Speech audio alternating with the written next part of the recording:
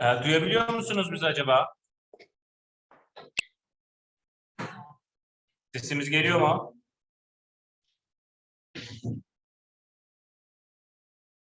Merhabalar, sesimiz geliyor mu acaba?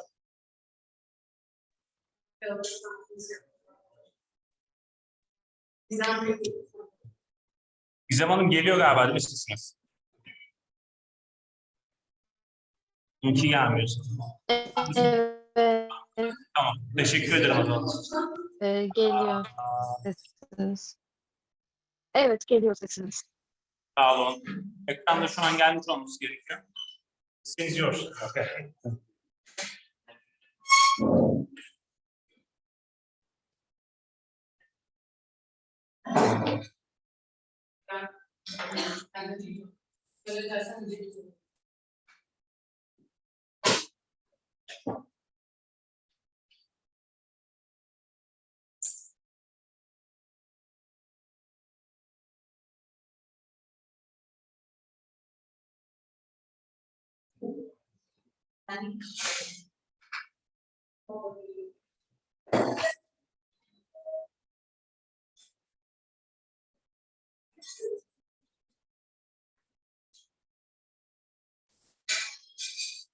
Güler gelecek mi?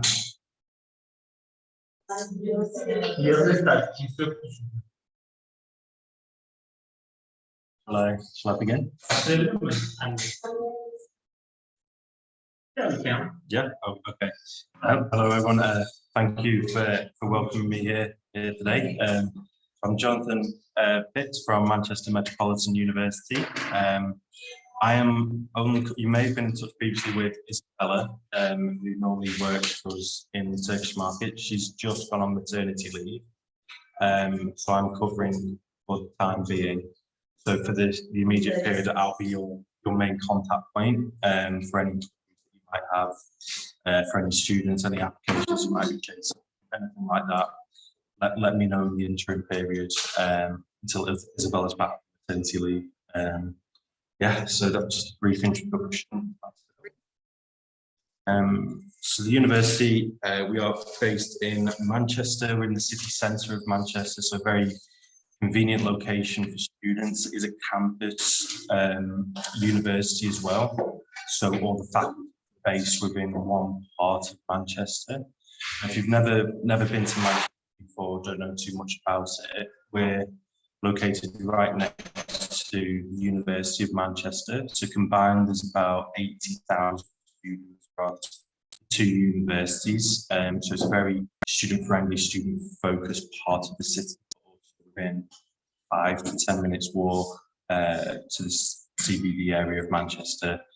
10-minute walk to Manchester Piccadilly train station with direct routes to London, to Edinburgh in 2.5 hours. So very, very convenient location for students. The location itself, so it's the 10th most affordable city in the UK for students. So when you're actually combining, I guess, the social and living standards and it's quite a good option for students. Ranked as one of the best cities in the UK to live. That's by the Economist Intelligence Unit.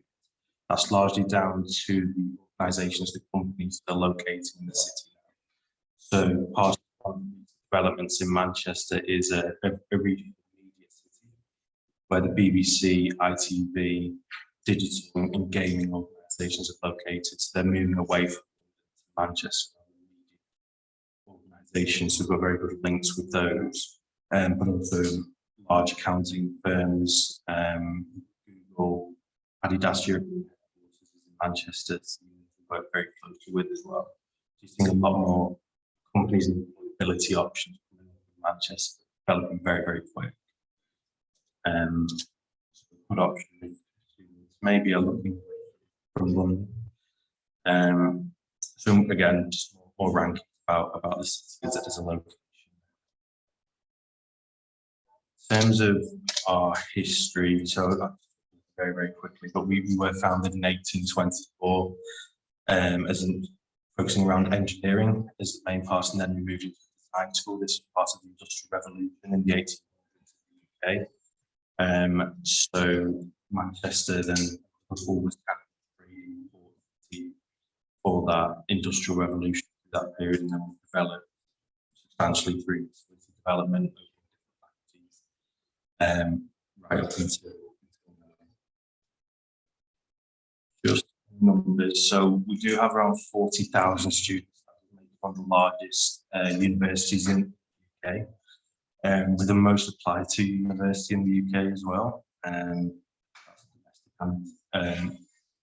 Total domestic students, around 2,700 international students from over 100 countries. That's grown substantially in the last year.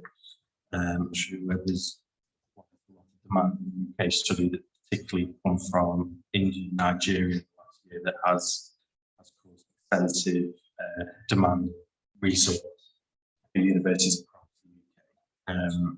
So there has been a large spike from those two particular groups.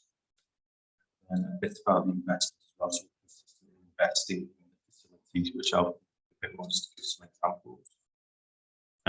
So actually, since the pandemic, we've opened 3 parts of the university. The Institute of Sport, which is combining our sport programs, whether that's sport business, sport arts, but also the sport science, sport coaching, therapy, brand new facilities that have been for students to conduct research. It's allowing students as well to collaborate. So, for example, I have students studying on a fashion design course, but have an interest in sportswear, so they might be designing to have the research from sports scientists on how best they can do that. So it's linking all of those work on combined projects from different course areas. School of Digital Arts, that launched last year. So that's in reaction to, like I said, Media City with BBC and ITV. The courses there are animation, illustration, web design, media design, games art, game design, all delivered through School of Digital Arts. And the other one was the Humanities School, which is a brand new building. And launching next year is a brand new science building as well. So big investment to facilities to take advantage of. Some of the academic excellence, which I'll touch on in a little bit. Research, we have grown significantly in research and in the REF 2021, which is pushed up and will push up the ranking hopefully in the next 2 to 3 years. Triple Crown accreditation as well for the business school, so all of our business courses are triple accredited with AACP, Amber and Equus. Not too many universities, especially universities, have that triple accreditation, which we do have. I'll come on to the courses we have in the business school.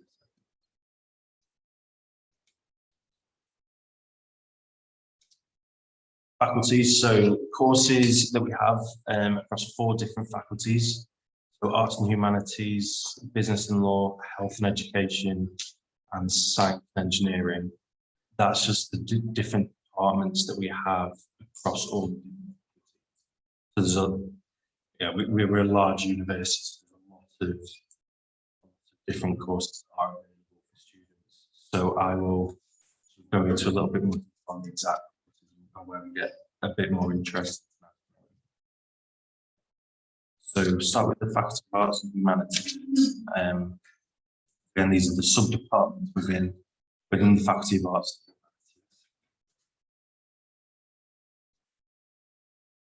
and Humanities. So start with the Manchester School of Art. So within the Manchester School of Art, Manchester School of Architecture, I'll come on to that a bit separately. Quite a unique school of art. Department of Art and Performance, Department of Design, and the School of Digital Arts all based within that. There's a big emphasis on collaboration with industry, so we work with the companies, not just in Manchester, but across the UK, and also globally as well for students to get experience through the course. It's not necessarily separate placements or internships, it's embedded within the course that students do real working projects with companies companies to give them tangible experience alongside the degree.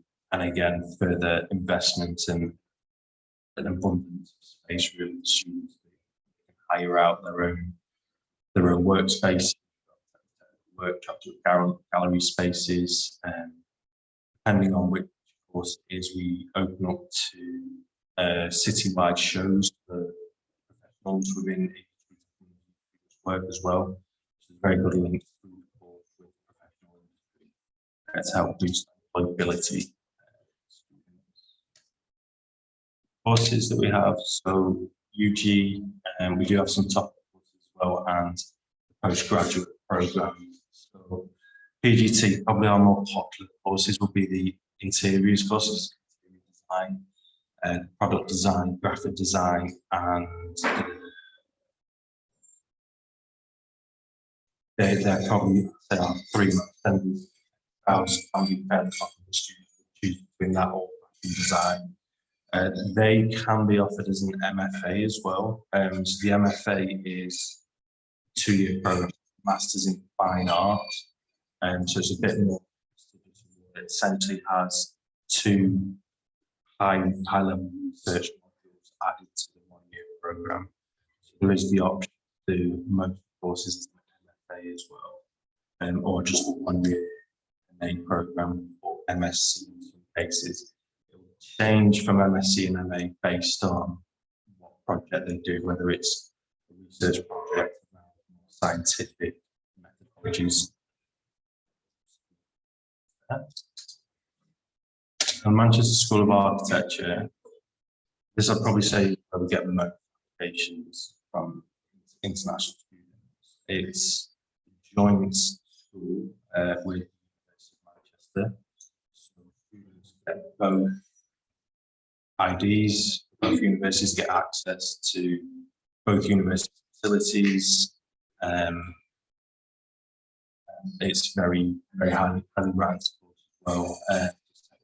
For architecture in the QS World Ranking, but in the top 10 as well globally in the QS World Ranking. It's very highly ranked.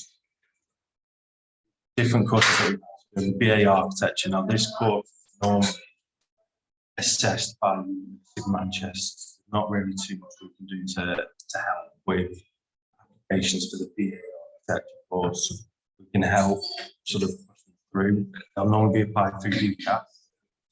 Choose either University of Manchester or Manchester Metropolitan University's UCAS code. But it will ultimately be processed through University of Manchester. So yes, that's quite confusing. But all the master's programs are applied through Manchester Metropolitan University, and we process and assess those applications. But it makes absolutely no difference to what we do. It's a joint degree course with the University of Manchester. So we have the Master of Architecture, the accredited program. Students have studied architecture in Turkey and they want REBA Part 1. They can apply for that in the UK, assessed by REBA based on the modules studied at that university, and that it corroborates with what REBA require for their accreditation. It's not a guarantee, but it can be as possible to get REBA Part 1. MArch will give REBA Part 2, and then Part 3 professional experience once students have graduated. And then we have the MA Architecture and Adaptive Reuse, which is a 1-year master's program, looking at more of the sustainable practices around architecture. How do you modernise existing buildings, develop those further, and restoration as well? So how do you restore updated buildings? And then MA Architecture and Urbanism, which is looking at the city landscape and city plan side of architecture. And then we have landscape architecture as well, the MLA program. So that's the architectural. The next is digital arts. So again, big investment into the facilities that we have. So UX suite, film studios, green screen. edit suites, sound, music, and control production studios. Again, this has been kind of the brainchild of an alumni of University, Danny Boyle, who's Oscar Award winner for, I think it was Slumdog Millionaire. So he's an alumni of the University, development, media production development in Manchester. So this has come as part of that and push for Manchester. Yeah, is that we have within that our bachelor's and master's programs. These do not require a portfolio. The only courses that we ask for are design courses and architecture programs.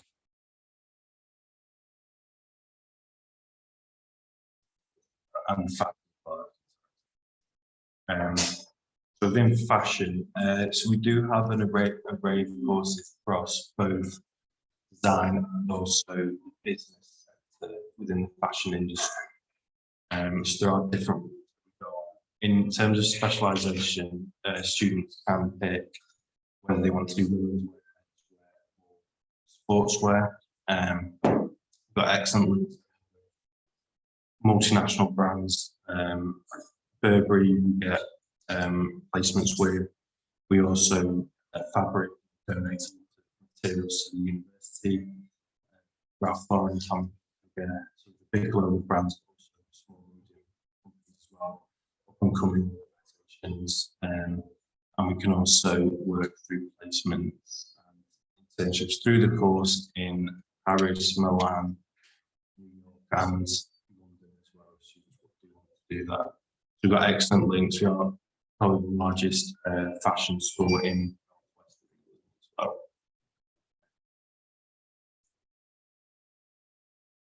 So the humanities, languages and social sciences, social substance, we do have courses in linguistics, international relations and politics. So these programs are based within this side of the arts. Business and law, so across different departments that we have. I'll leave the departments there and just come on to the courses in a bit more detail. Like I said before, we are a triple accredited business school. Focus is on, again, that professional learning through the program. So lifetime brief projects where students do work on real life projects for organisations through the course. To give that experience, we work very closely with organisations across the city. Manchester City Football Club is one of our big partners around sport business, also for things like global marketing and how they're trying to develop their brand. I'm not a fan of Manchester City Football Club. I don't like it too much personally. I'm a Liverpool fan, but they are a good and an opportunity to work with. But I think really the main focus that we push on our business courses is that practical delivery. It's not just lectures, writing essays and doing written projects and theory. It's more practical in terms of doing that activity with organisations and embedding programs. Our courses that we have, so there's a lot of courses, what you would expect from a large business school. What we also offer is our postgraduate programs, and the ones that are bracketed internship, they have the option to be delivered over 2 years. The students will do the 1 year master's course and a 1 year paid placement that is through that 1 year study at the university. So there is the option of a 2 year program with a paid placement as well. Across different programs, how that works is it's not 2 years tuition fee, it's an additional fee of around £1,800, which is the placement fee to allow students to maintain that access to university facilities. Across those areas. Manchester Law School, so we do have law programs as well. I'll just run on to which courses that we have in the law school. For undergraduate, we have the LLB, postgraduate, professional development course, bar training course, graduate diploma in law, LBC, LLM programs as well, different variety. The LLM masters, the LLM in legal practice, and with the bar, and the LLM legal practice with the LBC qualification as well. So different LLM students are interested in the program. Faculty health and education. Is there much demand on health programs? Yeah, it's popular. Which areas in particular? Medicine, pharmacy, and dentistry. So we have within faculty health and health, so we have physiotherapy, speech and language, nutritional sciences, and nurse. We have dietetics. We have a different variety of professional courses. The physiotherapy is a professional course, the nursing is professional.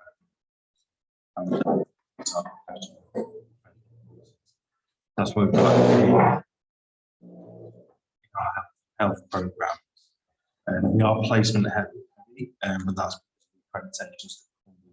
So, for example, physiotherapy probably have around 30 hours placement a week. So it's quite intensive when you get onto the third year of the program, or if they do a master's program for physiotherapy, for example, that will be intensive across that 2-year period to get those placements in. Obviously, very, very strong for employability once great physiotherapist, professional nurse, psychologist. You've got that prospect from that through the courses. And education, what we've got education courses is the training programs that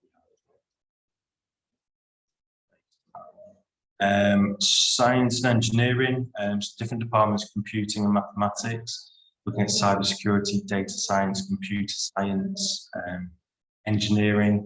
So we do have mechanical engineering, but most of the focus now on engineering has moved towards smart systems engineering and newer technologies. So we work very closely with Siemens and various projects directly with them that students can work on.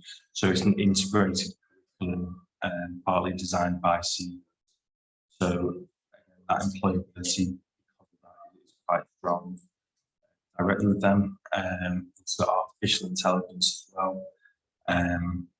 So a variety of area, life sciences, natural sciences, sport, exercise. This is the list of programs that we've got. So similar to business, the range of programs do have the 2-year option with internship.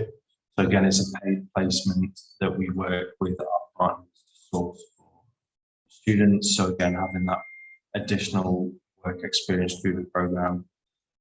They are paid internships. So if students are potentially looking to stay in the UK, then they can do the 1-year study, masters, the 1-year intern, and then graduate as well. Students for graduate immigration route, work experience is really important to source that work. Usually a degree in isolation isn't. So it's about talking about what experiences you've got to find a job to study, what it is that you're going to offer beyond just personality traits, the soft skills that you develop through placements and experience generate through that are very important for employers in the UK. Different course areas, so like sports and exercise science, biology programs, clinical biochemistry, animal behavior as well.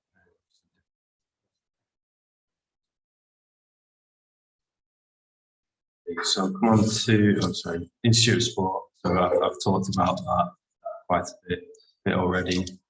That is a brand new And that's the courses that are through. Just in terms of employability and I guess the services that we offer alongside that, so we have a jobs for student portal, and our students work whilst they're in study. So students work for 20 hours a week whilst they are in study. So this portal is from local employers, but also opportunities offered around the university for work experience as well. So it's dedicated for students to seek that work opportunity. We have the careers advice as well and support team. We have internship placement teams as well. So for example, students want to do a placement through or an internship, then they can source that through our careers team. Students who graduate get the lifelong access to the digital careers service as well.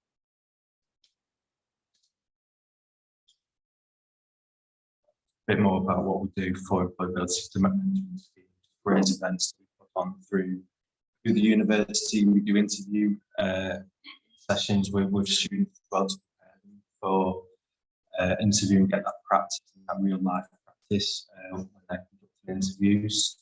And we have the postgraduate programs as well, which obviously really aids that experience side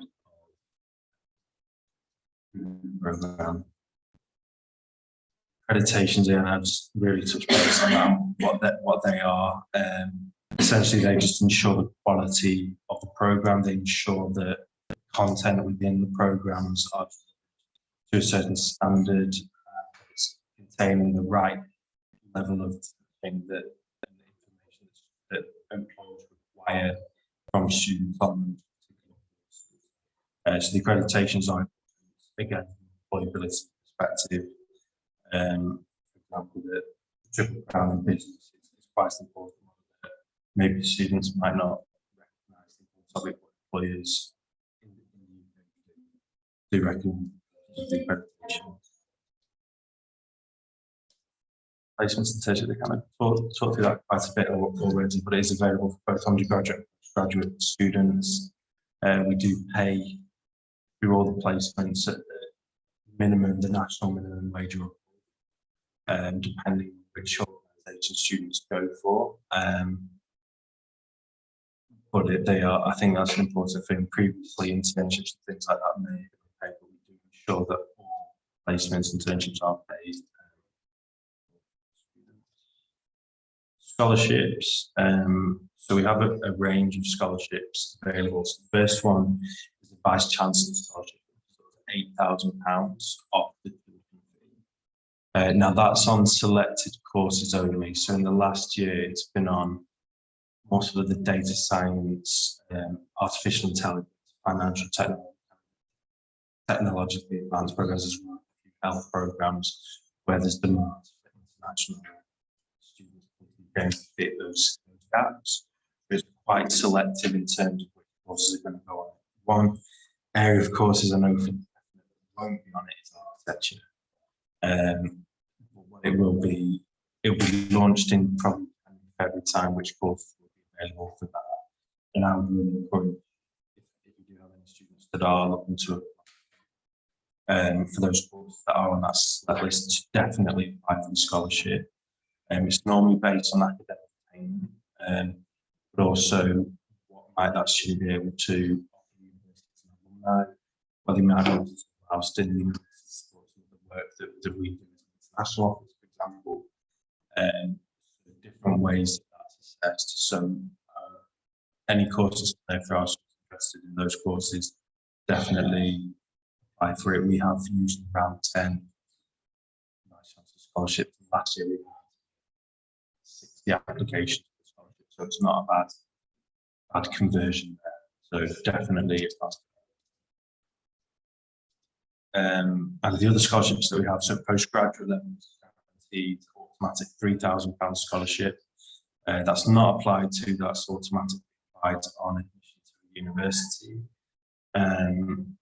So essentially what the tuition fees on the website take £3,000 off that postgraduate fee, except what they are, architecture is not within that, and that's down to the relationship with the University of Manchester and courses jointly with them. That's not part of our scholarship scheme. An undergraduate, £2,000 off the tuition every year of studies, year 1, year 2, and year 3. £2,000 off that tuition. And just stress it's either or as well, so it can't be the vice chancellor plus this automatic one. It's the highest scholarship.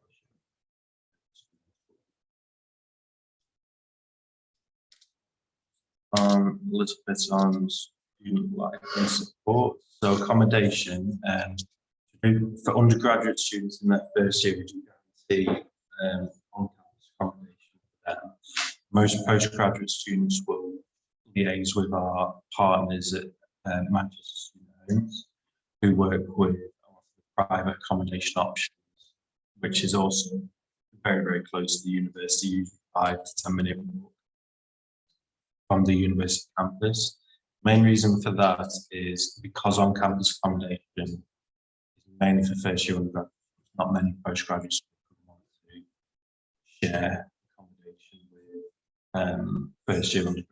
So different academic levels, different stages of their academic careers, ages. So most postgraduates will look through Manchester and the options that are available there. Typically, the budgets would be around £5 per month to budget for in terms of the expense of the accommodation. It's usually the round package as well, so that includes all kind of electricity, everything like that within that package for the monthly payment. So you've got the security as well. So like I said before, it's quite a safe area of the city. In the both universities are very close, very student-focused part of the city. We have 24-hour security that's available across the campus, but also those private accommodation units as well. Student support. So most universities we have international welcome events that are actually taking place right now. Students get a personal tutor for academic support through the whole period. We have pre-sessional English courses, also free in-sessional English language support. So if students maybe they want to know a bit more about how to write a report, write an essay, reference, that sort of thing, which might be different to what they're used to. Then that's their support. There's a British Council accredited language school as well. For their English. In terms of pre-sessional, we have 5, 10, 20, and 40 pre-sessional programs. Just quickly, we have on our website if students are interested to speak with current international students. That's a get an understanding of what it's like studying at the university and living in Manchester. So there is that option to look for current students. The language centre, so as I said, British Council accredited sessional programs and sessional English. Social life, so we do have a student union again with around 130 clubs and societies. So a lot of that's based on sport, but also various hobbies. They have, I think there's the Harry Potter club or something, Cape Hop, so of different types of clubs and societies that are available to students. Social life, so it's in Manchester.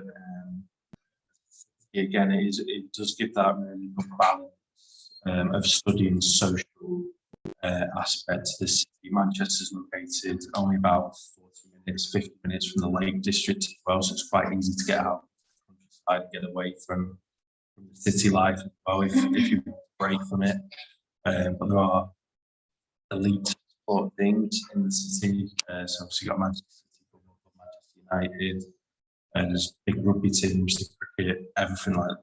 Sport is quite a big part of the culture of Manchester.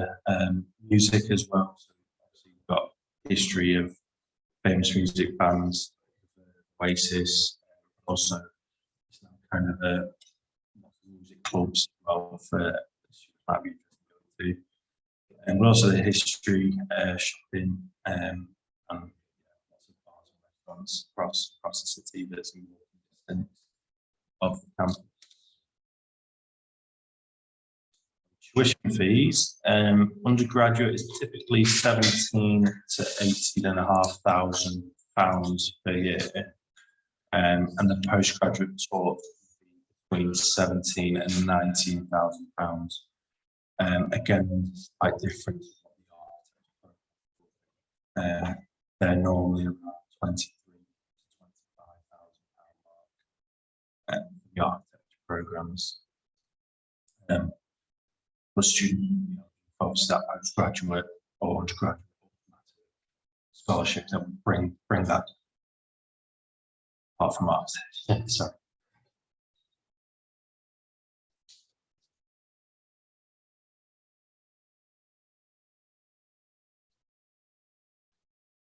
In terms of our entry requirements, so we do have our own foundation programs at university, which will look for a minimum GPA of 3.0 out of 5 from state and private high schools.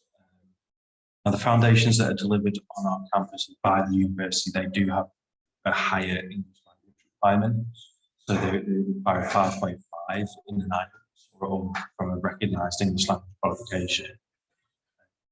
They're more academic focused on the course. We do work, I'm not sure if you work with INTU, there are sort of international foundation partner, and their foundation program have that English for academic purpose element to it, will accept a lower IELTS requirement on the foundation. So there's different choices, I guess, on whatever preference for foundation.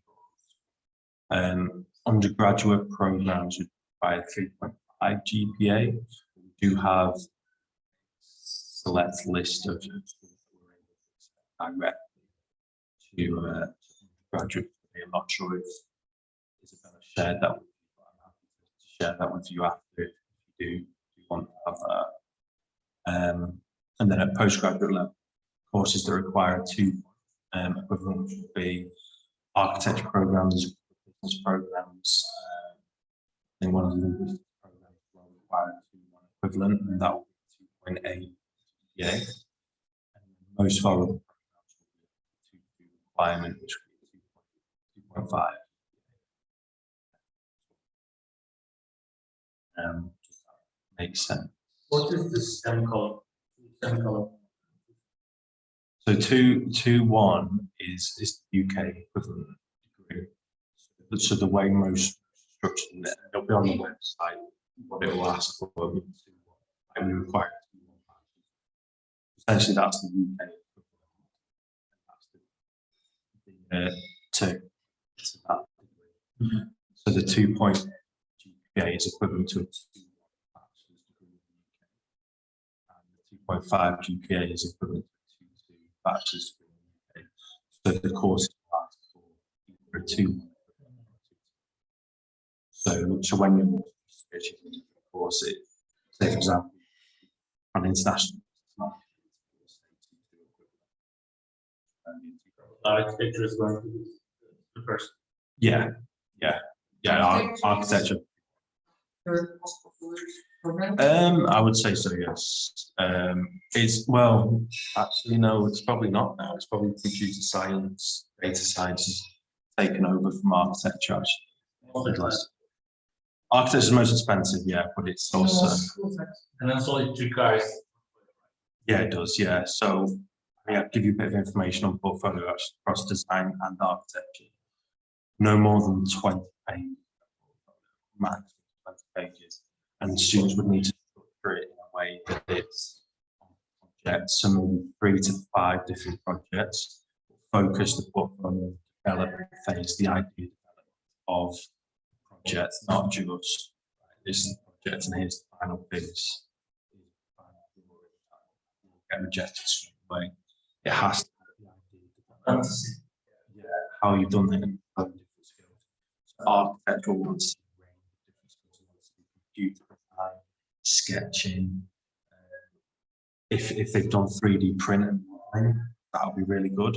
But if not, then it's fine. We're just trying for different types of skills.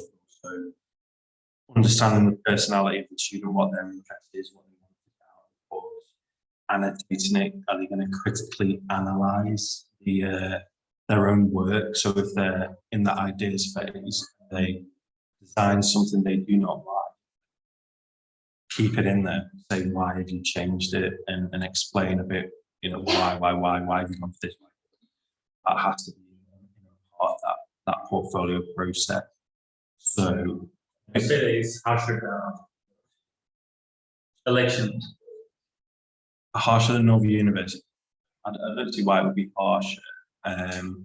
It'd just be fairly specific in that we want to see different skills, we want to see the ideas phase of what students think, to demonstrate different skills. So we are quite, some architecture schools may be slightly different in what we focus on. We're more of a design focused architecture school. So that would play more of a pivotal part, I think, decision making for students. But as long as that kind of middle component is there in the portfolio, ideas, development phase, and originality for students, then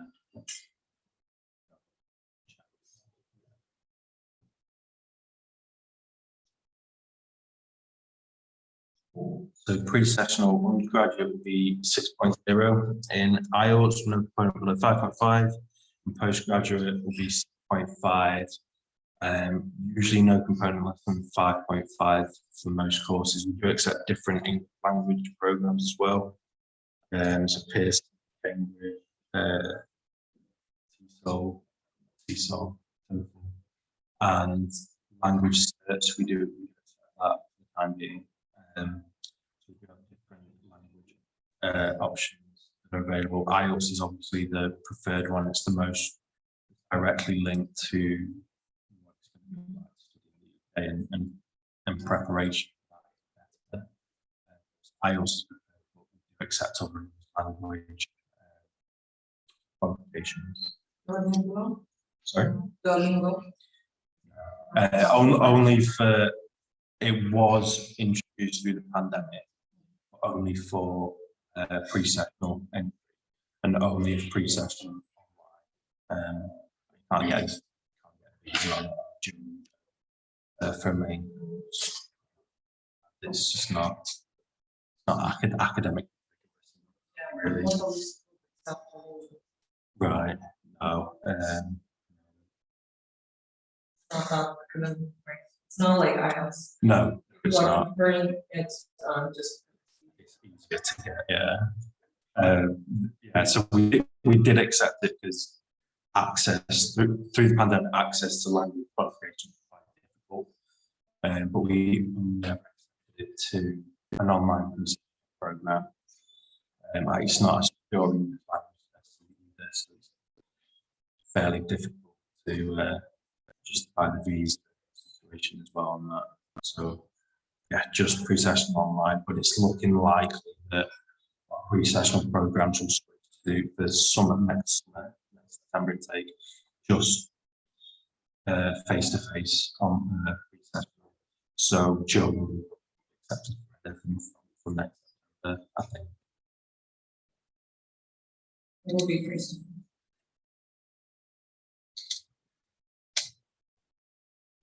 And that's pre-sessional programs, but like I said before, 5, 10, 20, 40 pre-sessional programs. Now the application process, normally for undergraduate apply, we do usually suggest to apply for CAS and if possible apply directly for select courses, and then on to the process of the whole application cycle. We've invested quite a bit structuring and structuring our admissions team. There has been difficulty over the last year or two through the pandemic and applications that have come in. We have, and obviously if there's any that do apply and wait on decisions, or you've got questions or anything like that, you can let me check before you apply, or I can follow up applications as well. Postgraduate will be applying online. So for each individual course, on the course page will be a link that goes through to the online portal, and through that you'll be able to keep up to date with how it's processed. But as I said, if there's any issues you've got with that application process, then let me know, and I'll work with you to get that through. That's the general process that we have. So except for the offer meet conditions,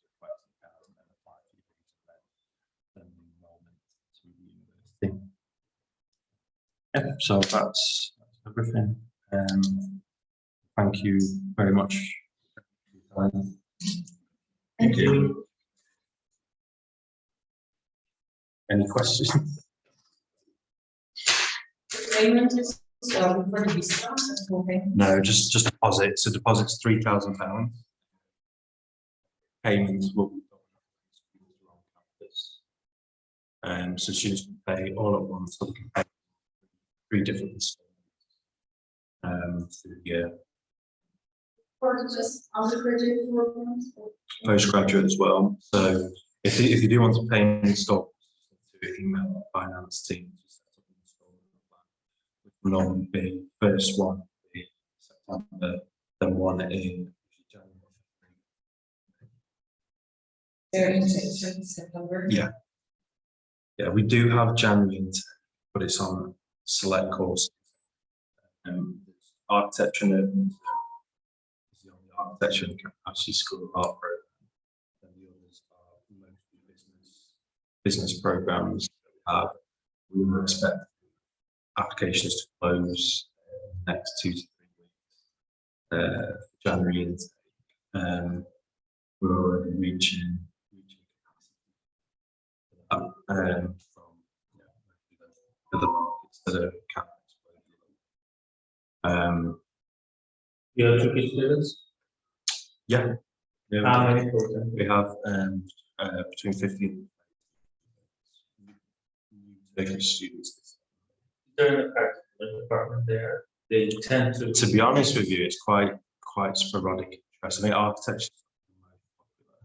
But then we probably have, I think, around 6 students on architecture programs.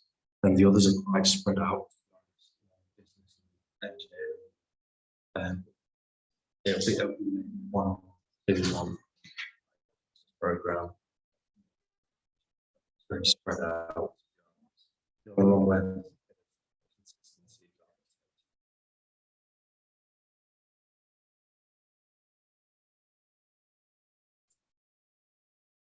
yeah.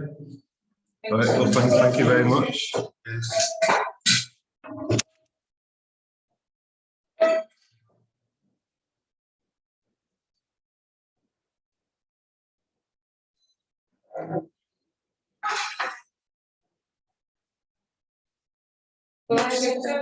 Yeah, of course.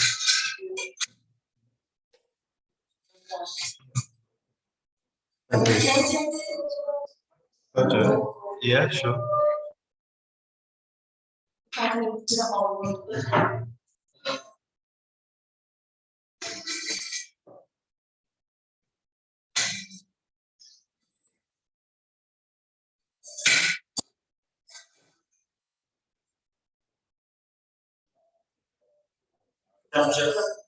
Can I just take the photo? Yeah, Before yeah. you leave? Is there a USB stick? You miss some. USB. USB is here. But first, let